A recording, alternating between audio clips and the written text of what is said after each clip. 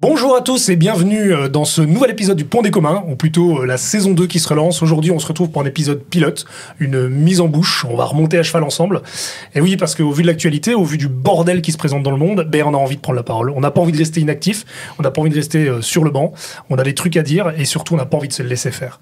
Alors aujourd'hui, on se retrouve avec cette idée de passer un bon moment en parlant de trucs progressistes qui font du bien, qui nous rappellent que, en fait, non, Sauron n'a pas pris le pouvoir. Il y a encore des hobbits qui se baladent dans la comté.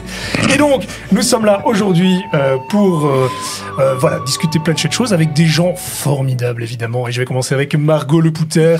Margot Lepouter, j'ai préparé pour cette objectivité sans faille. Présentation de fond. Le professeur tournaisienne qui bosse à Bruxelles. Et oui, c'est une présentation de qualité. Ensuite, nous allons avec Joachim Chagia, une locomotive à militance qui tourne au biocarburant survitaminé. C'est bio, c'est sans PFAS garantie. Et ensuite, Claire Stanus, où, avec elle, il n'y a qu'une chose qui supplante sa passion de la mode, sa détermination à défendre les droits de toutes et tous. Oh, waouh. Ensuite, il y a quelqu'un que vous ne voyez pas, mais qui, grâce... Tom Van Onoven, qui sera présent grâce à la magie du montage. Alors Tom, comment vous le décrire, au-delà de sa magnifique chevelure, Tom, c'est une génération de marcheurs pour le climat qui n'a pas prévu de s'arrêter tant qu'il n'aura pas été écouté. Et enfin... moi-même, Louis Mariage, votre humble serviteur, qui est là, bien sûr, pour vous accompagner, ravir vos petites oreilles. Alors, juste avant de commencer, j'aimerais souligner un point commun que nous avons entre ces trois invités, point commun qui m'était souligné par une personne brillante, mais dont je tairai le nom, tout simplement pour protéger mes sources. C'est que le point commun de ces trois invités, c'est qu'ils travaillent dans leur quotidien, où ils ont travaillé, à préparer l'avenir, à accompagner l'avenir et à donner une chance à tout à chacun de pouvoir être outillé pour aborder demain. Ils ont travaillé avec des jeunes. Et j'avais peut-être envie juste de commencer cet épisode autour de cette question, mais finalement, est-ce que c'est pas en travaillant aussi avec les jeunes, en donnant une chance à chacun, qu'on crée la société de demain? Si. Et voilà, merci, bonsoir. Je pense qu'au-delà déjà de base, avoir un objectif de construire le demain, je pense que c'est surtout ce qui fait naître en nous la nécessité de voir que potentiellement demain, des personnes auxquelles on tient et qui ont plein de choses à dire et plein de choses à faire, vont droit dans un mur qu'on est en train de construire. Et je pense qu'au-delà de cet objectif, c'est surtout ce qui nous tend à nous engager. Je pense c'est que on voit ce qui arrive et on voit les personnes qui vont devoir subir ça et on trouve que c'est juste pas juste, quoi.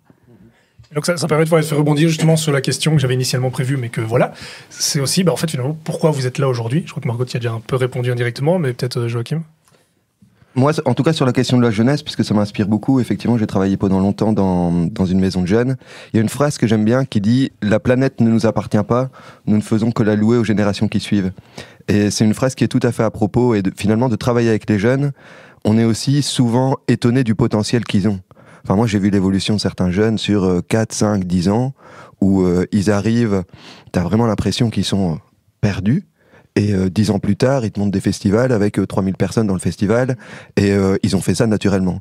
Et donc, travailler avec la jeunesse, c'est aussi finalement s'émouvoir de leur capacité et de leur potentiel à nous étonner. Moi, c'est un peu face à l'actualité qui me fait franchement flipper et longtemps je suis restée dans l'ombre et je pense que c'est important même pour les introvertis comme moi, de pouvoir s'exprimer sur certains sujets et de pouvoir un peu, on parle de notre avenir, de l'avenir de nos enfants et donc de se battre pour des choses qu'on estime justes. Ça me paraît... déjà un bon combat. Je t'ai coupé le souffle là. Ouais, là je suis non, mais c'est l'enjeu et c'est un peu le deal aussi. Enfin, en tout cas, le deal, notre enjeu, notre ambition aujourd'hui et pourquoi on est là. De pouvoir prendre la parole, s'exprimer, ouvrir un peu le champ des possibles, s'ouvrir le cerveau. On n'a pas peur de dire des choses et d'avoir des idées. Et donc, le concept aujourd'hui, c'est que tour à tour, on va faire une petite chronique et pour un peu échanger autour de la question. On a un peu chacun choisi... un sujet ou un angle qui nous intéressait, en sachant que nous le but aujourd'hui, lors de cet épisode pilote, qui vise vraiment un peu enraciner ce qu'on veut faire par la suite et vers où on va aller. Mais notre objectif, c'est vraiment aujourd'hui de montrer pourquoi on prend la voix, pourquoi on a envie de prendre la parole, et pourquoi finalement on a besoin de s'exprimer. Et pour enchaîner, Margot, je vais te passer la patate chaude. C'est toi qui ouvre le bal. Une transition fantastique. Elle est dingue. Tu veux que je fasse la transition ? Non, j'ai peur. Ok. D'accord. Je t'en prie. Eh bien, quel honneur et quel stress de partager avec vous ma première chronique, qui j'espère ne sera pas la dernière et que je survivrai à cet exercice. Afin que nous apprenions à nous connaître, j'ai décidé de vous parler aujourd'hui du lien que j'entretiens avec l'actualité et de la manière dont elle est traitée, de l'importance de mettre des mots lorsque justement, finalement, on les a plus. Ce qui, je pense, nous est tous arrivé dernièrement. Il y a peu, le statut de ma relation avec l'actualité est officiellement passé dans la catégorie « c'est compliqué ». Les millennials qui sont encore sur Facebook comprendront la référence.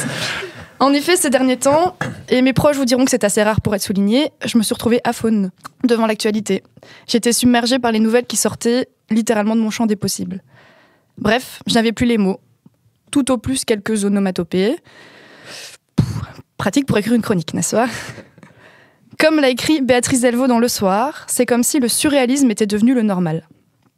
Si, à défaut de trouver les miens, j'ai utilisé ces mots à elle, c'est parce que je trouve que cette phrase résume bien ce qui est en train de se jouer sous nos yeux. La fenêtre d'Overton, ça y est, elle sort les grands mots, qui balise et qui est plus ou moins acceptée et acceptable dans l'opinion publique, glisse, se déplace. Donc selon moi, elle n'est même pas en train de s'agrandir, vraiment, elle est en train juste de se déplacer. En inondant l'espace médiatique de discours, de comportements, de gestes, tous plus provoquants et aberrants les uns que les autres, des figures de l'extrême droite, des porte-paroles de l'intolérance jouent avec le communément admis. Ils mettent en lumière ce que nous jugions impensable il y a peu et placent par la même occasion, dans l'ombre, certaines valeurs fondamentales des droits humains. Alors vous me direz peut-être qu'en Belgique, le surréalisme on connaît, et qu'en Fédération Wallonie-Bruxelles, grâce au cordon sanitaire, on est encore loin de tout ça. D'ailleurs, magnifique, la DPC a récemment affirmé que le gouvernement invite le monde médiatique à renforcer le cordon sanitaire envers toute forme d'extrémisme qui prêche, notamment, la haine de l'autre et ce, conformément à la législation en cours sur les discours de haine. Je l'ai théorie. Vous la sentez venir la douille ? Ouais. Fin janvier dernier, le président du MR, qui a à la fois déjà rompu le dit cordon et participé au texte que je viens de mentionner, s'est indigné. Que dis-je ? S'est insurgé avec la concomitance de sa ministre des médias, et ce, sur divers canaux, dont CNews. La raison ? La RTBF, respectant pourtant les directives énoncées un peu plus tôt, a décalé de 2 minutes la diffusion de l'investiture de Donald Trump. Oh my God, comme dirait ce dernier. C'était, voilà, un petite note en anglais. Pour remercier. Selon Georges-Louis Boucher, la chaîne se serait ainsi pris pour le ministère de la censure et de la propagande. Rien que ça. Pour lui, les experts derrière ces décisions ne seraient que des petits chefs de la pensée. Je cite, ça fait pas de moi. Ainsi, l'homme en blazer ou col roulé prend le cordon sanitaire pour un élastique suffisamment extensible pour inclure un homme adepte de la désinformation qui ne cache pas être, notamment, xénophobe, LGBT-phobe ou misogyne. Rappelons, parmi des centaines d'autres plus abjectes les unes que les autres, de sa déclaration sur la manière dont il attrape les femmes. Décidément, une bande de copains qui ferait mieux de garder les mains dans les poches. C'est aussi chez nous que le président de ce parti au pouvoir a récemment déclaré que les artistes et autres acteurs du milieu culturel feraient mieux de se taire, tout simplement. Taxant de bobo bien pensant quiconque exprime un avis qui lui déplaît, probablement moi, et qui n'est de facto plus à même d'avoir une opinion politique. Certes, ici, nous ne sommes pas encore dans une culture des fake news, où les mensonges les plus éhontés circulent en toute liberté. Non, chez nous, c'est plus insidieux. Un fait peut devenir une opinion, une vérité, une question de point de vue. Ainsi, en caricaturant, Trump pourrait passer devant un mur rouge en pleine rue et déclarer qu'en réalité il est bleu, et qu'à partir de maintenant, ça s'appellera le bleu américain. Dans nos contrées, en revanche, un adepte du libéralisme autoritaire, par exemple, dirait de ce mur qu'il est une énième preuve de la propagande gauchiste, qui refuse d'admettre sa défaite dans les urnes et qui envahit la rue. Une attaque de plus contre les partis qui sont réellement démocratiques et qui luttent pour le bien de tous. En y regardant de plus près, il constaterait même, comme par hasard, que c'est le même rouge que celui utilisé sur les pancartes des syndicalistes corrompus et politisés. Ce mur serait alors l'éloge malvenu des manifestants buveurs de bière qui préfèrent troubler l'ordre public que chercher du travail. D'ailleurs, photo à l'appui, la piètre qualité de cette fresque unicolore semblerait indiquer qu'elle ait été faite par des travailleurs immigrés clandestins venus voler le travail des Belges. Vraiment sacré mur. Afin de coller au nouveau lexique qui cherche à décrédibiliser ceux qui ne participent pas à la marée bleu marine, il créerait un post Insta, forcément, dénonçant une appropriation rouge diabolique de l'espace public par des bobos gauchos wokistes bien pensants. Enfin, il traiterait de menteurs les personnes qui, en commentaire, avouerait qu'en réalité, il restait juste un pot de rouge à Raymond et qu'il en a profité pour repeindre le garage. Un fait, une appropriation, une manipulation. Alors oui, même chez nous, soyons vigilants. Il est temps que nous retrouvions les mots pour créer du sens là où ils semblent avoir disparu. J'espère que c'est ce qu'on va faire ici. Que l'on crée des récits dont la fin est plus heureuse que ce qu'ils nous vendent. J'aime me représenter cette fameuse fenêtre d'Overton comme un tir à la corde. Pour un discours haineux, une manipulation ou une contre-vérité, des dizaines, des centaines, des milliers de réactions. Saturons l'espace de notre quotidien de paroles, d'actes positifs, égalitaires et humanistes. Je ne sais pas si vous avez vu je fais une petite digression, cet extrait dans un stade de foot en Détroit allemande, où il y a un homme qui crie pendant la minute de silence une parole ouvertement à l'Allemagne aux Allemands, et que le stade entier se met à crier les nazis d'or. C'est exactement ça que je pense.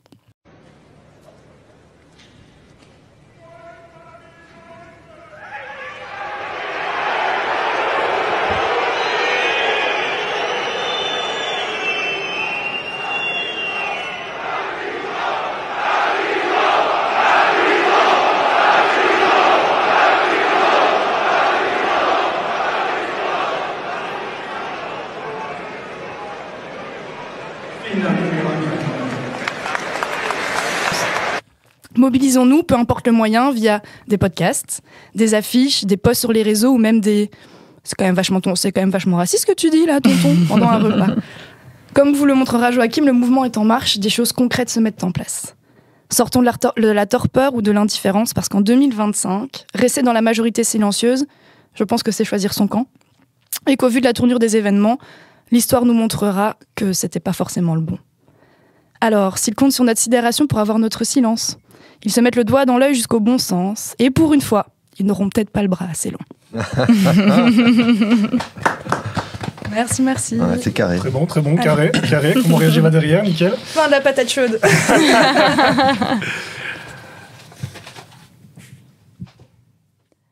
Quelle question posée derrière ça Et c'est le moment où l'homme qui avait tout préparé et qui nous mettait dans une situation de spontanéité s'est fait arroser par sa propre stratégie. Par les gens du montage, on ne verra pas ce moment de silence.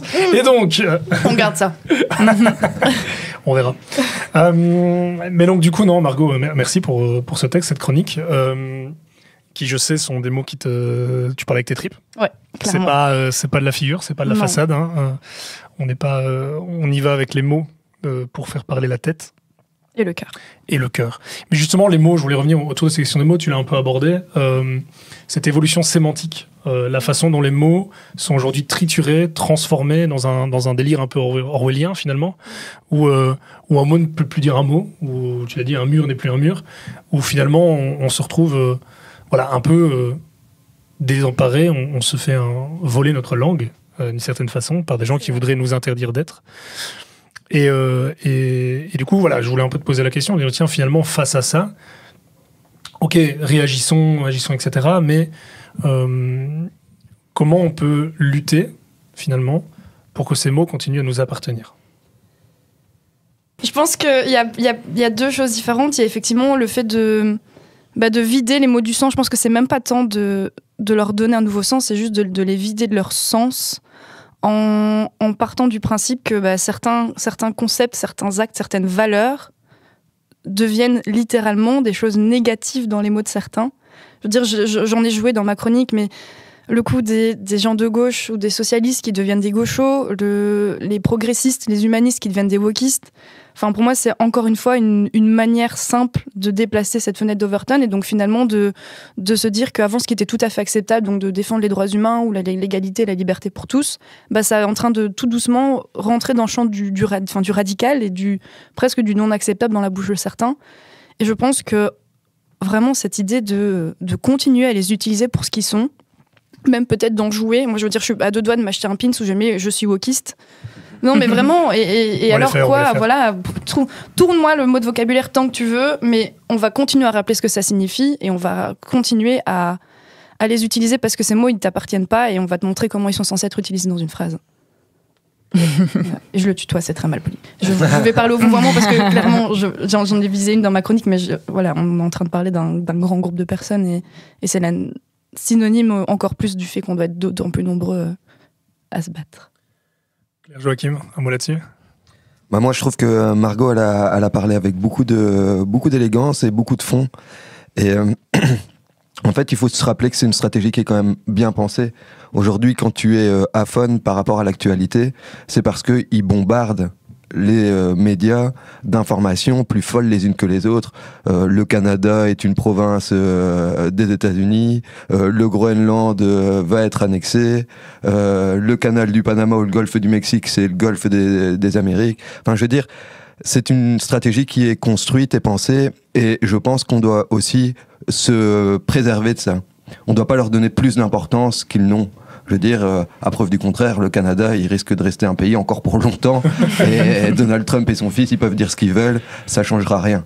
Et donc, à un moment, il faut aussi les remettre à leur place et prendre de la hauteur par rapport à une stratégie bien huilée. Et toi, Claire, du coup, t'en penses quoi, tout ça? Moi, je pense qu'il y a deux choses. Un, il faut se réapproprier le langage. Et deux, assumer et être franc aussi et pouvoir dire, bah oui, moi j'ai ces valeurs-là, humanistes, etc. Et pas s'en cacher, ni même en avoir honte, parce qu'en fait, pour moi, c'est une fierté de penser aux autres autant que ma petite personne, quoi. Donc voilà, deux choses. Se réapproprier et puis voilà, y aller défendre les valeurs qu'on a. Merci Claire. Et du coup maintenant on va passer à une autre petite séquence rapidement. Juste j'ai quelques petites questions que j'ai préparées rapidement pour toi Margot, parce qu'il ne s'agit pas d'écrire une belle chronique. J'ai des questions très très sérieuses. Le prof qui est interrogé. Exactement. Alors il s'agit d'un pour ou contre. Ok. La réponse ne peut être que pour ou contre. J'avais compris, merci. D'accord. Alors, les profs qui s'engagent. Pour. Les spritz en terrasse. Les quoi? Les spritz en terrasse. Je préfère le mojito. Contre. Ouais, contre, du coup. Que les profs travaillent plus en étant moins payés. Non. La France. Bah oui, pour. Je suis à moitié française. Voilà, c'était ça l'anecdote, hein, on l'a le piège. Hein. Alors maintenant, attention, sans transition. Et maintenant, c'est l'instant, c'est le moment où on attache la ceinture parce que c'est la loco Jojo qui va se mettre en route. Attention, mesdames et messieurs, le démarre. Le train est prêt à partir. Tchou-tchou. Je veux dire, et c'est parti. Merci Louis pour ce lancement grandiloquent. Alors, moi j'ai appelé ma chronique Tout va bien. Parce que c'est vrai que c'est un peu la sinistrose. On a la guerre en Ukraine, on a la guerre au Moyen-Orient, on a la guerre au Sud-Soudan, on a une pauvreté qui galope vitesse VV'. Il n'y a qu'à se balader dans la rue pour le voir. Les questions écologiques sont reléguées au second plan, mais tout va bien. Alors, j'ai cru à un moment qu'on était dans un film de science-fiction, style La planète des singes. Mais vraisemblablement, je me rends compte qu'on a en fait dépassé ce stade. Aujourd'hui, c'est même plus la planète des singes, c'est la planète des vieux singes. Des vieux singes qui nous poussent bien dans le passé. Il n'y a qu'à voir le vieux singe américain, le vieux singe russe, le vieux singe... On a même des vieux singes ici en Belgique. Autant vous dire, tout va bien. Alors... on a aussi des milliardaires. C'est parti. Là. L'oligarchie, au début, c'était un concept. On croyait qu'on avait que les oligarques russes. Mais on découvre ici qu'on a aussi des oligarques américains. Et que, pendant que nous, on crève la gueule ouverte, eux, ils ont un projet bien clair. Abandonner la planète Terre, aller coloniser Mars. Tout va bien. Alors, quand je dis tout ça... on pourrait croire qu'on peut rien y faire, que c'est perdu, qu'il vaut mieux tout de suite abandonner et se replier sur notre petit foyer, notre maison, notre chien, voilà. On est concentré sur nous-mêmes, on construit un bunker. Mais rassurez-vous, il y a, ci et là, encore des petits villages gaulois qui résistent à l'envahisseur. Ces petits villages gaulois, c'est qui ? C'est des militants, des personnes qui s'investissent au quotidien, c'est des mouvements associatifs fabuleux. C'est des médias, c'est des syndicats qui, même que malmenés, continuent à défendre les acquis et les droits sociaux. Finalement, ces petits Gaulois, c'est des penseurs, c'est des acteurs, c'est des rêveurs. Ils font pas des grandes choses, hein, ou en tout cas pas tous. On leur demande pas de changer directement le monde. Il y en a certains qui participent à des manifs, il y en a d'autres qui organisent des événements musicaux, des événements culturels. Il y en a qui partagent sur les réseaux des informations positives. J'ai même vu une brigade secrète des vieux gentils à Vancouver. Des personnes qui donnaient des petits mots sympas dans les boîtes aux lettres de leurs voisins. C'est une brigade secrète. Ils ont été découverts, puisque du coup, sinon, je ne pourrais pas vous en parler aujourd'hui. Mais il y a des belles choses qui se passent. Il y a du bénévolat. J'ai même vu des jeunes un peu fous qui lancent un nouveau média. Alors, je peux vous dire qu'il y a moyen de faire des choses. Plus sérieusement, qu'est-ce qu'il nous faut en fait ? Pourquoi on a décidé d'appeler ce podcast Le Pont des communs ? Eh bien, il nous faut des alliances. Une forme finalement de convergence des luttes. Aujourd'hui, face à la difficulté, face aux défis de nos générations, il nous faut des alliances fortes. Et au moins une alliance entre associatifs, politiques et médiatiques. Comme on dit, on doit être unis. S'ils ont le fric, nous, on a le nombre. Alors, on pourrait dire le mot politique, parce que j'ai lâché un gros mot là, hein. Je ne sais pas si vous avez remarqué. J'ai mis le mot politique. Et j'ai parlé d'alliance en plus entre associatif et politique. Alors, on pourrait croire que la politique, c'est quelque chose de sale, c'est quelque chose qui ne nous concerne pas. Que du contraire. La politique vous concerne tout le temps. Et je vous donnerai 2 phrases. La première phrase, c'est « Si tu ne t'occupes pas de la politique s'occupe de toi ». Et vu la manière dont le citoyen ne s'occupe pas de la politique, on peut quand même se demander pourquoi la politique s'occupe de lui de manière, entre guillemets, si peu appropriée. Donc, réapproprions-nous ces choses-là. Et la deuxième phrase, c'est une phrase qui dit « Quand tous les dégoûtés s'en vont, il ne reste que les dégoûtants ». Et aujourd'hui, moi personnellement, dans mon engagement, aujourd'hui, j'ai décidé de m'impliquer en politique. Alors, c'était pas un choix facile. Parce que c'est pas un monde, je veux dire, de bisounours, fabuleux, où on peut malheureusement que parler de valeurs, non. Il y a aussi parfois une forme d'hypocrisie, il y a aussi une forme d'ingratitude de la part de ces citoyens, mais c'est aussi un formidable outil de changement, et aujourd'hui, on doit pouvoir s'impliquer dans ce secteur-là. On doit, en fait, penser des alternatives. Si, de manière ironique, depuis le début de ma chronique, je vous dis que tout va bien, en fait, tout va pas si bien. Mais si on veut réussir à transcender ça, il faut aussi qu'on ait finalement une vision de ce que la société peut devenir. Et c'est dans des lieux comme ici, autour d'une table, c'est dans des lieux comme au conseil communal, c'est dans des lieux comme dans les associations, qu'on va penser l'avenir de notre commune, l'avenir de notre société. Et ce sera toujours plus facile de se battre pour quelque chose que de se battre contre quelque chose. C'est un moteur qui est beaucoup plus puissant de se battre pour et d'avoir une vision finalement claire de ce qu'on veut donner pour notre société. Et donc voilà, finalement, aujourd'hui on a des gros défis, mais j'ai envie de finir ma chronique en poussant chacun à s'engager. Il n'y a pas de petits gestes. On peut tous faire notre petit travail de colibri de notre côté. Impliquez-vous bénévolement, diffusez des informations positives sur les réseaux sociaux, faites un comité de quartier et une fête de voisins. Donnez la parole à votre artiste du coin qui répète dans sa cave ou dans son grenier depuis des semaines. Impliquez-vous, regroupons-nous. Si le monde part en couille, nous, pas du tout. Ça me donne envie de créer un podcast. Non, ça c'est juste la crise de trentenaire. Oh.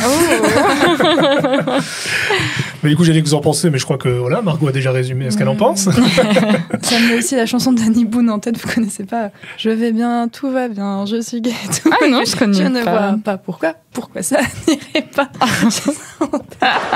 Je vais bien, tout va bien, je suis gay, tout me plaît. Je ne vois pas pourquoi ça n'irait pas.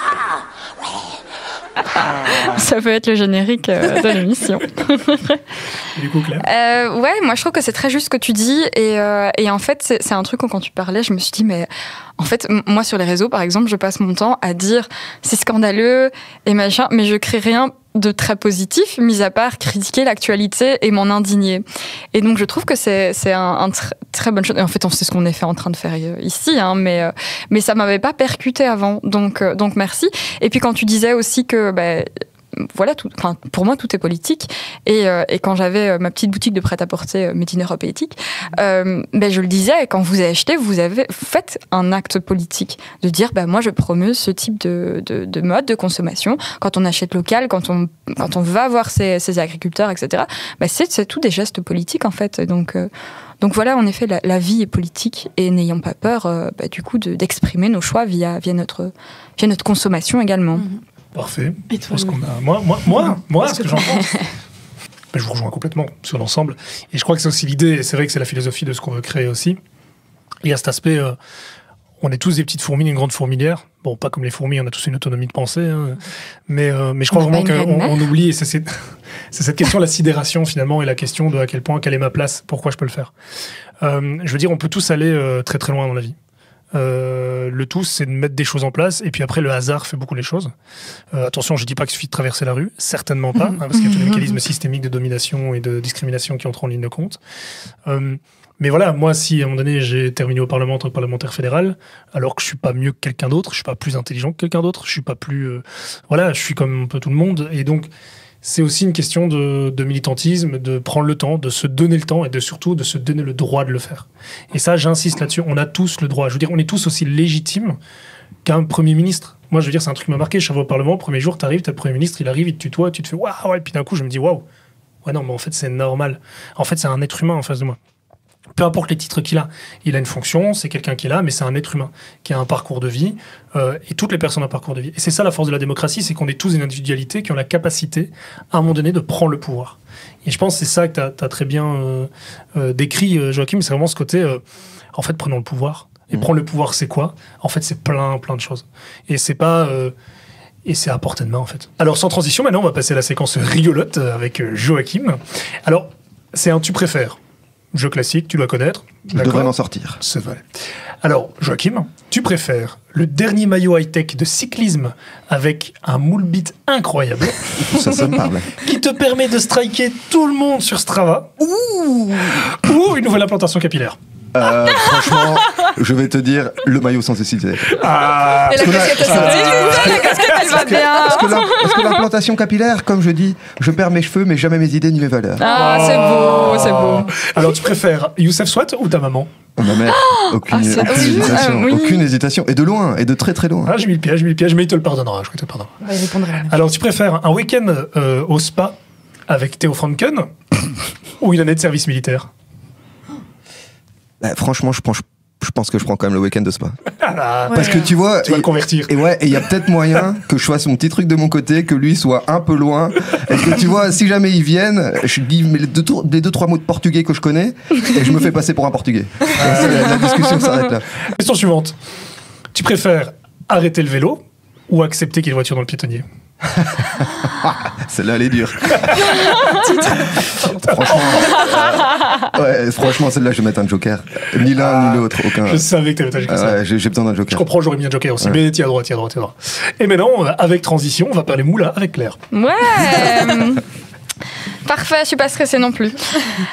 Alors, aujourd'hui, c'est ma toute première chronique. Et oui, alors histoire de marquer le coup, j'avais envie de vous parler d'un truc ultra positif. On va parler économie et répartition des richesses. C'est fun, hein ? Bah ouais, parce que si dans notre petit monde capitaliste, le pouvoir c'est d'avoir, son partage devrait être un sujet essentiel, n'est-ce pas ? Bien, avant que je perde tout le monde, je précise d'emblée, je ne suis pas économiste. Voilà, par contre, comme beaucoup d'entre vous, j'ai quelques neurones, alors aujourd'hui, on va tenter de les mobiliser un peu. Commençons, si vous le voulez bien, par quelque chose qui a été catégorisé has-been par la plupart des médias sociaux. Les faits. En Belgique, comme partout dans le monde, la répartition des richesses n'est pas égale. Elle se serait même creusée ces 30 dernières années. Et si la différence entre les plus précaires et les plus nantis explose, ce n'est pas à cause des plus pauvres, ce qui pourrait s'apparenter sur papier à une bonne nouvelle. Dans les faits, si le fossé se creuse, c'est parce que les plus riches deviennent de plus en plus riches. Rien que l'année dernière, 6 personnes ont passé la barre du milliard en Belgique, portant leur nombre à 10. 1 milliard, je ne sais pas si vous vous rendez compte, mais c'est énorme. Dans notre cas, il nous faudrait travailler 1000 vies, avec une pension à 67 ans, pour gagner tout ça. 1000 vies. Alors, on se calme tout de suite, je n'ai absolument rien contre les nantis, ni l'accumulation de richesses. Non, si je suis là aujourd'hui, c'est pour évoquer notre gestion collective de la fortune. Parce que oui, l'argent, le pognon, la moula, la thune, elle s'acquiert grâce au système que nous avons créé, et qu'une partie de nos politiques s'acharne à entretenir. Mais comment en même-t-on arriver là ? Vous allez me dire, très bonne question mes bichons. La richesse est constituée de 2 choses. Petit 1, nos avoirs financiers. En gros, l'argent, qu'importe qu'il soit placé sur un compte ou investi en actions. Petit 2, nos avoirs réels. Notre maison, nos voitures par exemple, bref, tout ce qu'on a. Cette richesse, pour le commun des mortels, elle s'acquiert au cours de la vie, grâce au travail, ou comme on dit, à la sueur de notre front. Mais certains échappent à la règle, grâce à roulement de tambour. Ouais. L'héritage. Cette richesse, je recommence au mauvais truc, tu couperas. 79% de la richesse des milliardaires proviennent de papy-mamie.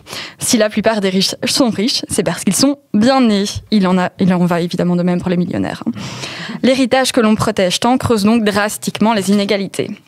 Alors pour Eva Smet, directrice d'Oxfam Belgique, le gouvernement, je cite, pourrait mettre fin à cette machine à perpétuer les inégalités et travailler à une réforme fiscale indispensable où les épaules les plus larges contribueraient équitablement. Fin de citation. Donc je vous pose la question, pourquoi les grosses fortunes ne pourraient-elles pas contribuer à la société qui les enrichit ? En 2024, les milliardaires belges ont engrangé 53 millions de dollars par jour. Ce nombre est absurde. En à peine 10 jours, ces gens-là ont amassé plus de fortune qu'en a bénéficié la culture en 2023. Alors, qu'est-ce qu'on fait ? Comment peut-on réduire ce fossé ? Ne faudrait-il pas imposer ces grosses fortunes ? Et quand je dis imposer, je parle simplement de les taxer comme l'ensemble de la population belge. Car pour ceux qui ne le savent pas, en Belgique, plus tu as les moyens, moins tu contribues proportionnellement. Je reprends l'exemple d'Oxfam qui, je trouve, est assez parlant. Donc, pour 100 € gagnés, le Belge moyen paye 43% d'impôts. Ça va ? Mais alors, pour les 1% les plus riches, par contre, on est à 23 €, soit presque 2 fois moins. Alors, les mettre à contribution semble être une bonne idée. Mais voilà, si la Belgique ne leur est plus profitable, peut-être ceux-ci s'en iront-ils ? Peut-être. C'est en tout cas la raison invoquée par certains partis, coucou la droite, pour ne rien changer, voire pire, leur offrir des avantages. Raison pour laquelle je pense que la solution doit être internationale. Donc en attendant, les analyses, elles sont assez claires. Diminuer les taxes en espérant voir fleurir notre économie, c'est comme se mettre le doigt dans le nez à la recherche d'une pierre précieuse. Ça n'arrive pas. On ne la trouve pas. Voilà, tu peux aller loin. Alors pourquoi c'est important de parler de tout ça ? Donc, comme je vous le disais plus tôt, money is power. Moi aussi, je parle anglais. Et sa concentration n'est jamais une bonne idée. Cette inégalité dans la répartition des richesses, elle impacte la population tout entière. En bref, plus les inégalités sont grandes, plus la société prend cher. Les citoyens sont en moins bonne santé, ils perdent confiance et la criminalité se renforce. Voilà, c'est des faits, qui l'eût cru. Tout va bien. Tout va bien. Mais attention, taxer les riches ne serait pas pour autant la panacée. En Suède, là où les inégalités explosent, je ne sais plus le chiffre, mais on est autour des 87%. Les plus riches possèdent plus ou moins 87% des richesses. Enfin, bref. Petite digression. Donc là où les inégalités atteignent des sommets, la population semble s'en tirer à bon compte. Pourquoi ? Est-ce que ce ne serait pas un peu contradictoire ? Bah si. Si, et d'après les spécialistes, cela repose sur une bonne protection sociale. En gros, des pensions décentes et un système de santé fort. Voilà, donc si je caricature un peu, soit on répartit mieux les richesses en imposant correctement, soit on assure à sa population une bonne protection sociale. Et qu'a décidé de faire le nouveau gouvernement ? Tout l'inverse. Il sabre dans les budgets, il précarise les plus précaires, et pour les grosses fortunes... Cadeau. Des cadeaux. Bah rien en fait, absolument rien. En tout cas, il ne pose rien du tout par rapport aux plus pauvres. Il creuse les inégalités parce que définitivement, s'il y a de l'argent à aller chercher, c'est auprès des 50% de la population qui ne détiennent qu'1,2% des richesses. C'est logique. Alors vous voyez ce que j'aime avec ce nouveau gouvernement, je vais y arriver, c'est sa capacité à lire une info et à juste pas la comprendre. Exemple, la Banque nationale belge a récemment publié un article sur la répartition des richesses et son inégalité, on est dans le sujet. Elle y révèle que certaines catégories de personnes sont moins susceptibles d'accumuler de la richesse et donc sont, par définition, plus vulnérables. On parle ici des femmes, des jeunes, des personnes faiblement éduquées, de celles qui ont un emploi peu qualifié, peu rémunéré, des familles monoparentales et de toutes les personnes n'ayant pas accès à la propriété, puisque la propriété est une richesse. Et qu'est-ce que le gouvernement actuel fait ? Là, boum, idée de génie. On s'attaque à ces gens-là sous prétexte et en sous-texte, messieurs, dames, qu'ils profitent du système, ces fainéants. Oui, parce que qui dit travail dit croissance, mais je vous arrête tout de suite, la croissance ne bénéficie pas à tout le monde. À la croissance devrait donc venir se greffer un meilleur système de rétribution des richesses, un système collectif et solidaire dans lequel les épaules les plus larges contribueraient cette fois beaucoup plus justement. J'ai compris des notions d'économie pour la première fois de ma vie. Merci. Pour les gros sous. Mais en vrai, c'est un sujet qui m'intéressait et que je ne connaissais pas du tout. Et j'avais peur d'en parler parce que je ne me considère pas du tout... comment tu dis ? Économiste. Économiste, mais même légitime d'en parler. Ouais. Donc, je pense que c'est important aussi, et ça rejoint ce qu'on a dit tout à l'heure, de ne pas avoir peur de parler de sujets comme ça et de se lancer là-dedans. Voilà. Moi, j'assume les erreurs qui seront dites. Il y a pas de souci. Et moi aussi, je bégaye quand je prononce le mot gouvernement. En ce moment. Oui, c'est ça. Ceux qui ne le voient pas, en fait, dans sa feuille de chronique, Claire, à la fin, il y a le souci du détail. Hein, donc elle a Oui, été j'ai mettre des ses sources. Parce que j'ai dit qu'on se basait sur des faits. Tout est sourcé. Mais c'est Voilà. vrai que la question du ruissellement, c'est, enfin, on voit bien que ça fonctionne pas. Hein. Ruisselle quoi Aujourd'hui, il y a pas. Moi, j'attends toujours. Hein. Le principe de dire plus les gens seront riches, plus il y aura de l'argent qui va être créé, plus il y aura des emplois, plus il y aura un progrès, on voit que ça marche pas. Et en fait, ce qui est le plus inquiétant, la comparaison milliards et millions, elle est hyper frappante. Ouais. Donc c'est vraiment un milliard, c'est, je veux dire, le chiffre, on ne s'en rend pas compte dans notre tête 10 ans de ce pour que compter. c'est. Je pense que tu Ouais. veux compter 1, 2, Et, je il faut 10 ans tous les jours. Et tout ça pour dire, et aujourd'hui, on a des personnes, c'était jamais arrivé dans l'histoire de l'humanité, qui ont passé la barre des 100 milliards. Donc, déjà 1 milliard, on se rend même pas compte de ce que c'est. En fait, finalement, c'est pas un ruissellement qui est en train de se passer. Hein. C'est une C'est un concentration des richesses dans la main de certains. Et c'est pas des gens qui créent de l'emploi, qui sont des bons samaritains. Et le problème aussi, c'est que, et ça on le voit, le rapport d'Oxfam le précise aussi, hein, il y a la question de plus t'accumules, il y a l'effet boule de neige. Plus t'accumules, plus tu vas accumuler encore derrière. Et donc il y a vraiment un effet d'emballement, ici ces quelques dernières années, où les plus riches en fait s'accaparent les biens des autres, où vraiment il y a une explosion, oui ils sont de plus en plus riches, mais ils achètent de plus en plus de choses, ils vont aller chercher de plus en plus de sociétés, plein de trucs. Et du coup, au final, on est dans une société où la richesse est possédée par de moins en moins de monde. Et là, ça devient un véritable problème et ça va craquer à un moment donné. Alors, je dis pas qu'il y a une révolution demain, c'est pas ça. Mais à un moment donné, il y a un mur, on va se le prendre. Bon, j'espère que le mur, il est rouge, mais et pas bleu américain. Mais vraiment, il y a, ça va, à un moment donné, ça va craquer. La machine risque de craquer parce qu'économiquement, les inégalités se creusent et c'est pas une blague. Je veux dire, quand on dit, on a vu les gilets jaunes en France à un moment donné, c'est pas fini tout ça. À un moment donné, ça va redémarrer. Quand on voit, bon, là vraiment la situation spécifique en France, elle est dramatique. Hein, le salaire minimum, c'est hallucinant. Je veux dire, aucun Belge n'accepterait de travailler dans ces conditions. Mais voilà, ça va être très compliqué. Et moi, je crois qu'aujourd'hui, justement, quand on parlait de la nécessité de lutter, de prendre la parole, etc., juste ce que tu viens de faire, Claire, d'expliquer, de dire voilà, en fait, c'est possible. Et voilà les faits. Pour qu'on ait conscience qu'à un moment donné, c'est pas ok, c'est pas normal, et qu'on arrête de se faire avoir par des partis qui nous vendent monts et merveilles, mais qui derrière nous fument. Et ce que je trouve vraiment chouette dans ça, c'est que ils sont en train d'utiliser, encore une fois, on revient aux mots et à la sémantique, mais ils sont en train d'utiliser des discours dans les gouvernements pour nous présenter les choses comme irrémédiables. On est obligé de faire ça parce que c'est situation exceptionnelle et parce que tous les partis d'avant ont machin. Enfin, on n'a pas le choix. Alors qu'en fait, si, il a le choix. Ils veulent pas prendre le choix. Le choix, on l'a bien vu, hein, quand même. Enfin, je veux dire, les milliards qui sont aujourd'hui sortis d'un chapeau pour réinvestir dans l'armement. Enfin, je veux dire, de l'argent, il y en a. Et avant, parce que j'étais bien inspiré par ta chronique et je trouve qu'il y a quelque chose que tu as souligné à très juste titre. En fait, on ne demande pas une taxation particulière, on demande que ces gens soient taxés comme les autres. Et quand on parle de riches, parce que parfois la population se dit ah, tiens, moi je suis riche, et donc en fait on parle de moi. On parle de personnes, hein, on parle de personnes on parle des ultra riches en fait. Hein, on parle pas du tout de la personne qui aurait fait des économies pendant toute sa vie. On parle de ces 10 personnes, on parle aussi de ceux qui ont des millions, qui sont à l'approche du milliard. Il y a quelque chose qu'il faut qu'on se souvienne et qu'il faut qu'on ne perde pas de vue, c'est la notion de solidarité dans notre société. Je veux dire, sans ça, tous les frais de santé, tout ça, on n'aurait pas.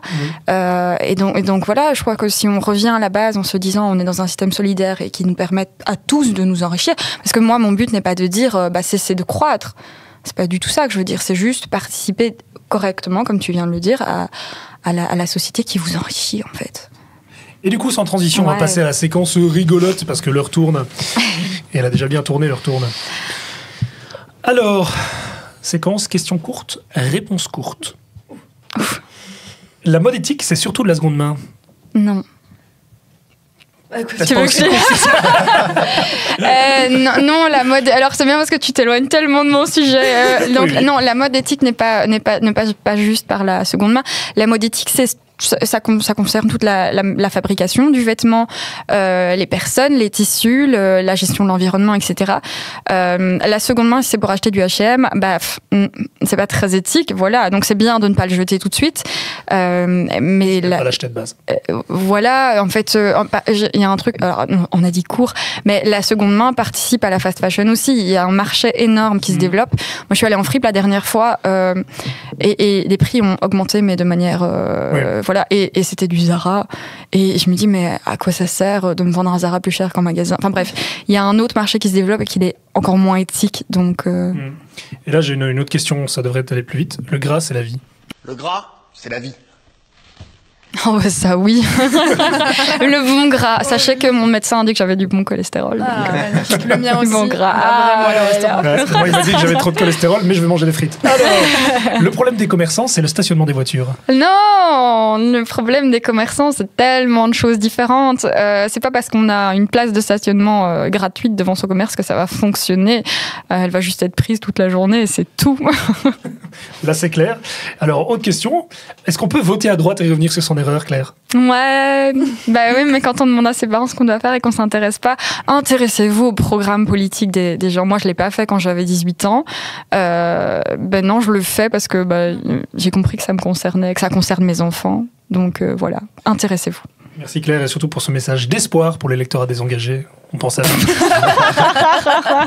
Alors maintenant, sans tradition, nous allons passer à la séquence en live différé avec Tom, notre envoyé spécial en direct de l'ULB. Tom qui a été tâter l'ambiance entre deux cours et qui était parti demander un petit peu comment les gens se sentent avec les médias. Salut, moi c'est Tom, chroniqueur au Pont des Communs, et aujourd'hui je suis sur le campus de l'ULB pour demander aux étudiants comment ils se sentent par rapport à l'actualité. Angoissé, stressé, surmené par les informations qui arrivent de tout point. Déprimé quand on voit tout ce qui se passe dans l'actualité. Pris de court et choqué parce que ça arrive vite et fort. Ça fait quand même assez peur. Moi ça m'angoisse énormément. Il y a vraiment des trucs super inquiétants et extrêmement problématiques. C'est très angoissant. Quand il y a un truc qui va mieux, il y a encore une autre histoire. Ça fait un peu peur d'ouvrir même les réseaux sociaux et tout. Donc on a tendance un peu à faire l'autruche. Le futur est assez incertain en ce moment, c'est très inquiétant. On essaie de garder les pieds sur terre. Je vois beaucoup même sur TikTok des gens qui font des blagues par rapport à Poutine, tout ce qui se passe. Je pense que c'est aussi un peu une manière de se détacher de la réalité parce qu'on voit quand même des choses assez graves. Faut essayer de chercher du positif mais c'est pas toujours facile je pense. Est-ce que ça vous donne envie d'agir? Est-ce que vous sentez que vous avez la possibilité d'agir, d'en parler autour de vous, de cette actualité anxiogène? Ça donne envie d'agir parce qu'on voit bien que c'est le bordel et que la désinformation est partout. À notre échelle, c'est un peu compliqué. Est-ce que j'ai l'impression de pouvoir faire quelque chose? Je sais pas. On peut pas agir pour tout. Moi en tout cas j'ai un sentiment un peu d'impuissance. Ouais. J'ai juste l'impression que c'est 2-3 personnes extrêmement haut placées qui décident de tout. Le citoyen, le politique de moyen niveau et tout n'a pas du tout son mot à dire. En tant qu'étudiant, on n'est pas forcément méga écouté. On n'a pas autant de pouvoir que ça, on n'est pas des politiciens de rien. Même faire des manifs, souvent pas grand chose ne bouge. Avec le nouveau gouvernement en Belgique, qui sont vraiment pas axés étudiants, je pense que ça va être assez compliqué. Je crois qu'on n'a pas assez de pouvoir et on n'est pas assez écouté pour qu'on puisse faire quelque chose. En fait, on essaye de repartager par exemple des cagnottes ou quoi à notre échelle, mais on se sent quand même impuissant parce qu'on se dit super, mais on va pas changer le monde avec ça. Après, c'est vrai que si tout le monde le fait, ça peut quand même avoir un impact. C'est vrai que si on se regroupe entre étudiants, entre jeunes, tout ça, oui, peut-être. Je pense les manifestations, genre voir vraiment physiquement les gens mécontents et se manifester, se rebeller, genre ça donne envie en fait d'en donner encore plus, quoi. Je pense que dans les cercles proches de l'ULB et pour rappeler la gauche en Belgique, il y a quand même beaucoup de lieux bienveillants dans lesquels on peut discuter et se rendre actif. Et je crois que ça bouge beaucoup sur l'ULB, donc ça donne envie de bouger. Ouais. Est-ce que vous faites confiance aux médias? Si oui, lesquels types de médias? Et sinon, pourquoi ne pas faire confiance à certains médias? Ça dépend. Je fais confiance aux médias dits mainstream. Les journaux et le journal télévisé en général. Les médias de gauche qui se basent sur des faits. Des médias impactants, par exemple Le Soir, RTBF, LN24. Mediapart, complément d'enquête. Les journaux ou la télévision. Moi j'ai l'impression que la plupart des médias, en tout cas journaux, télé, ne mentent pas forcément, mais plutôt choisissent de montrer ce qu'ils veulent. Après je traîne aussi par exemple sur Twitter ou Insta et là, c'est avec Elon Musk et tout, je fais bien plus gaffe. Les réseaux sociaux, encore quels réseaux sociaux? TikTok moins, je dirais Instagram+. Certains comptes sont certifiés. Sur Insta, Hugo Décrypte. Bruxelles des vies et des comptes Instagram qui démystifient un peu tout ce que les gros médias essayent d'imposer comme vérité alors que c'est que de la politique et de la désinformation. Je fais beaucoup moins confiance aux médias qui ont des conflits d'intérêts, les médias Bolloré, etc. Vu que c'est plus des organes de propagande politique qu'autre chose. Même parfois la RTBF, c'est pas que j'ai pas confiance, mais on a l'impression que tout est un peu adouci, quoi. Je pense que maintenant, faut prendre un peu plus avec des pincettes d'un journal à un autre. On va pas avoir les mêmes versions. Il faut toujours recouper parce que c'est déjà arrivé, je vois une info passer d'un média sûr et 2 jours après, je vois vraiment une totale autre version. Je lis, je vais écouter, mais je vais pas forcément fermer les yeux et croire à 100%. Et merci Tom pour ce reportage en direct différé, et merci à tous ces jeunes qui ont pris le temps de répondre à ces questions. Et avec plein de questions moi, qui, perso, m'ont surpris sur certains éléments, mais avant d'expliquer plus mon avis, j'ai peut-être envie de savoir, vous, tiens, est-ce que ça vous surprend, ce que vous avez entendu ? Ça me surprend pas. Après, on a un échantillon de la population, donc on n'est pas sur tous les jeunes. On a un avis qui est assez concentré, mais donc à nouveau qui n'est pas forcément représentatif de la société. Mais je suis quand même contente d'entendre des jeunes qui ont envie de se bouger et qui sont un peu dans le même état d'esprit que nous. Moi, ce qui me frappe quand même, c'est la sinistrose est quand même bien présente. Il y a une anxiété, il y a une forme de dépit aussi. Et ça, c'est dangereux. Donc ça, c'est quand même quelque chose, je veux dire, ne fût-ce que pour la santé mentale de nos jeunes, c'est questionnant. Après, ça recoupe ce dont on a discuté tout à l'heure, parce que ils voient des alternatives, ils voient des solutions, ils s'y engagent. J'ai bien aimé la parole de la jeune fille qui dit bon, même si ça va pas changer le monde, enfin, quoique si on est tous, peut-être que ça va changer quelque chose. Donc, il y a quand même, tu vois, il y a quelque chose qui peut venir. Je pense qu'il faut vraiment travailler sur cet idéal et donner les possibilités aux jeunes, mais pas que aux jeunes, finalement, à tous les citoyens et les citoyennes, d'avoir des possibilités d'action qui permettent d'impacter directement et rassurer les gens. De dire, bien sûr, on va jamais changer le monde, ni toi, ni moi, ni même un parti à lui tout seul, mais modestement, on peut impacter les choses dans le bon sens. Et je pense que si chacun travaille dans ce sens-là, finalement, tout ira mieux. Thomas Go. Moi, je me suis un peu reconnue, pas par rapport à l'âge, mais je me suis un petit peu... Quand on n'est pas jeune, on est jeune. Non, mais je me suis un petit peu reconnue dans certaines des réponses, notamment de la personne, de la personne qui dit que c'est un peu déprimant et que quelque part, elle a parfois tendance à faire l'autruche par rapport à l'actualité. Et moi, ça m'arrive, mais de plus en plus régulièrement, on regarde la télé, on regarde une émission, quoi que ce soit, et où je dis à mon compagnon, zap, c'est tout, quoi. C'est plus... J'ai pas envie de savoir, en fait. J'ai littéralement pas envie de savoir. Et en même temps, je trouve que c'est inquiétant parce qu'on doit se renseigner, etc. Et en même temps, je me dis, mais finalement, en décidant de ne pas donner de poids à certaines sorties médiatiques et un peu comme ce principe de la consommation dont tu parlais, en se disant, en fait, cette vidéo Instagram-là, j'ai pas envie de savoir, c'est juste triste, c'est juste déprimant, je suis pas d'accord. Je regarde pas, je vais pas me faire d'idées, je sais bien qu'on va pas réguler ce qui va être dit par les médias ou pas de cette manière, mais c'est peut-être aussi une manière d'agir, de choisir ce que j'accepte de regarder, ce que j'accepte pas de regarder. Et puis par contre, quand je tombe sur des choses qui me déconcertent et qui m'empêchent de me faire un avis dans l'immédiat ou qui juste me font perdre les mots, de prendre le temps de réfléchir et d'en discuter avec les gens en vrai. Donc vraiment, ici, c'est autour de la table ou dans un repas de famille, dans une salle des profs, si on est professeur, avec des collègues, dans la rue, dans des réunions. En fait, il faut qu'on en parle entre nous et qu'on arrête d'enlever des médiums entre nous, en passant par les médias ou par les réseaux, ou juste d'homme à homme, de femme à femme, de personne à personne. J'ai vu ça me déprime. Qu'est-ce que t'en penses ? Et qu'on désamorce ensemble. Et je pense que c'est comme ça que beaucoup de solutions, beaucoup de mouvements et de motivations pourraient renaître. Se laisser inspirer aussi. Ouais, je suis d'accord. Et je vous avais promis de vous donner pourquoi ça me surprenait quand même.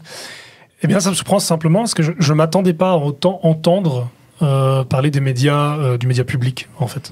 Et je pense que ça nous rappelle là toute l'importance d'avoir des médias publics financés et des journalistes qui peuvent faire leur travail. Parce que ça, ici, ce qu'on fait ici maintenant, le projet entre nous, de gens qui ont envie de prendre la parole, des citoyens qui ont envie de s'exprimer, mais c'est pas la qualité, c'est pas la profondeur d'un travail journalistique non plus. Et toute l'importance d'avoir des gens qui sont payés, soutenus par la société, la collectivité, pour protéger notre démocratie et permettre d'avoir tout ça. On a évoqué, il y avait complément d'enquête, voilà, bon là c'est français, mais il y a quand même cette investigation, si, voilà, il y a tous ces éléments où une chaîne publique a aussi ce rôle qu'une chaîne privée, si le patron n'est pas d'accord, voilà. Et voilà, je tiens à souligner que l'RTBF, là tu l'avais déjà évoqué tantôt, Margot, elle est victime d'attaques de la droite, et surtout la droite réactionnaire qui a pas envie qu'on pense autrement qu'eux. Ça les arrange pas. Qui diminue les budgets, même. Ouais, complètement. Et du coup, voilà, ça devient un peu compliqué. Et moi, je vous avoue que, et ça fait une magnifique transition pour ma chronique, j'avoue que ça me fait un peu flipper tout ça. Ça me fait un peu flipper et finalement, est-ce que comme moi, vous flippez pas un peu beaucoup là ? On est d'accord que ça commence à être un peu relou de vivre des moments qui feront des grandes pages dans les livres d'histoire. Moi, ça me tue en fait, ça me crève, j'en ai marre. Et j'ai comme envie de me jeter sous un plaid et de me refaire toutes les saisons de Game of Thrones. Car oui, la dernière saison de Game of Thrones, c'est un chef-d'œuvre scénaristique comparé à l'actu en ce moment. Mais je me laisse pas abattre. Contrairement à comme Jon Snow, je me relève et face à la montée du fascisme, on prend la parole. Parce que oui, c'est le fascisme qui revient aujourd'hui. Car le fascisme, c'est pas juste des types sur des photos en noir et blanc qui commettent les pires crimes que l'humanité ait connus. Non, non. Le fascisme, c'est une pensée insidieuse qui s'infiltre dans les failles des échecs d'une société. En 1930, beaucoup n'auraient jamais cru possible ce qu'ont fait les nazis. La façon dont ils ont su mettre la main sur une société allemande dans laquelle de nombreux esprits brillants existaient. Alors, comment ça bascule ? Pourquoi ça bascule ? Car le fascisme, c'est un mouvement qui prend la parade, la solution à tout, qui s'appuie sur vos doutes et vos peurs pour venir vous réconforter avec des convictions fortes, profondes, que vous êtes du bon côté et que le problème, c'est les autres. Et le pire, c'est que ça revêt un joli manteau d'alternative. Alors bon, on va poser tout de suite les bases. C'est pas parce que c'est alternatif que c'est bien. Il n'y a qu'à regarder le nom du nouveau parti facho-allemand. Le A de AfD, c'est pour alternative. Hein. Pour se calmer tout de suite sur le danger que ça peut représenter de considérer le discours alternatif comme la solution à tout. Car oui, c'est pas parce qu'on s'oppose au pouvoir en place qu'on a raison. Manipulation de masse sur les réseaux sociaux, des influences étrangères qui poussent les gens à en arriver à soutenir plus un dictateur qu'un peuple qui meurt pour avoir le droit d'exister. Parce que, vous comprenez bien mes bonnes gens, ils l'ont un peu cherché. Non mais ça va aller là, les arguments de prédateurs ? On se calme ? Aujourd'hui, ça s'insinue. Aujourd'hui, ça s'empare des esprits. Ça creuse un fossé entre les gens. Ça rend impossible toute discussion, tout échange, toute nuance ô combien nécessaire à la vie en société. Alors, le pire, c'est que ça commence par des petites choses. Ça a commencé par un détail, un élément de langage pour ceux dont on les accuse d'être à l'origine de ce mal n'étaient même pas au courant d'en faire partie. Le wokisme. Et il y a un truc que j'ai jamais capté. Je suis censé être vexé quand tu me dis que je suis un woke ? C'est une insulte ? Non, mais parce que en vrai, je sais pas vous, mais moi, quand on me dit que je me soucie des autres, que j'ai le souci que chacun ait les mêmes chances dans notre société, que je suis déterminé à mettre fin à des mécanismes de domination qui favorisent les puissants au détriment des autres, je suis assez fier. Mais non, je devrais être vexé. Alors bon, j'ai retourné le problème dans tous les sens et j'en arrive à cette conclusion. Ils ont tracé une cible dans notre dos. Ils ont tracé une cible dans le dos de ceux qui se soucient des autres. Mais pourquoi ? Dans quel but ? Qui fait ça ? Et si, imaginons un instant, mais juste un instant, que le délire de la soi-disant menace wokiste, ce serait juste un truc très pratique pour caricaturer tout ce qui pourrait contrecarrer le maintien des privilèges. Et ce, en utilisant les mêmes mécanismes que le point Godwin. Soit viser à décrédibiliser toute parole de l'autre afin d'imposer ses arguments d'autorité, mais ici avec un concept complètement éclaté. Ce qui me mène droit à cette conclusion. La lutte contre le wokisme est le cheval de Troie du fascisme. Car qui d'autre aurait intérêt à séparer la société, à maintenir les privilèges sur le base du genre ou encore de l'origine ? Là, on atteint un point de non-retour. Quand on voit ce qui se passe aux US, on sait ce qui va arriver ici, parce que malheureusement, ce qu'il y a aux États-Unis généralement, 10 ans plus tard, on se le bouffe. Et ça ne me va pas du tout. Alors j'ai écrit cette chronique, et j'ai prévu d'en écrire un paquet d'autres. De Liège à Arlon, ou encore de Bruxelles à Tournai, les progressistes se mobilisent. Car oui, nous avons le droit de défendre les droits de chacun. Le repli sur soi et la haine de l'autre n'est pas la solution. Alors levons-nous, ne nous laissons pas faire. Chaque mot dit, chaque argument moisi contre lequel on se dresse lors d'un débat de famille, chaque vidéo likée, chaque podcast partagé, chaque article envoyé en DM, compte. Car ils n'auront pas notre considération, ils goûteront à notre action. Fallait pas toucher à notre démocratie. C'est beau. C'était le pont des communs. Exactement. On arrive tout doucement à la fin, sauf si vous avez un petit commentaire sur cette petite chronique. Je pense qu'on l'a plus ou moins tous fait naturellement dans nos chroniques, c'est que je pense qu'on a tous terminé par une note d'espoir parce que c'est ce qu'il faut qu'on retienne de tout ça. Oui. Tout à fait. Et je pense que c'est vraiment important parce que je le sens aujourd'hui, il y a de la sidération, que ce soit dans le micro-trottoir, que ce soit avec les interventions des uns et des autres. Mais il faut vraiment transcender ce sentiment-là et puis se regarder dans la glace, sourire et avoir une capacité d'action. Voilà, tu m'as présenté comme la Loco Jojo, la Loco Jojo, elle est en action. Et c'est important, vraiment. Exactement. Merci pour cette belle conclusion. Et c'est très bien que ce soit toi qui conclue, Joachim, parce que je vous annonce déjà la suite qui sera hostée par Joachim. Tu peux nous dire 2 mots? Oui, alors ce sera très court, mais effectivement, on va faire une émission sur la question des discriminations au sens large et des minorités. Et donc, on aura l'occasion de recevoir un sociologue de grand talent que j'apprécie beaucoup. Et puis, bien sûr, nos chroniqueuses fidèles qui viendront présenter un point de vue sur ces questions-là. Merci beaucoup, merci à vous d'être venus aujourd'hui, Margot, Claire, Joachim, et merci à vous de nous avoir suivis, de nous avoir écoutés. J'espère que vous avez passé comme nous un bon moment. Merci et à bientôt.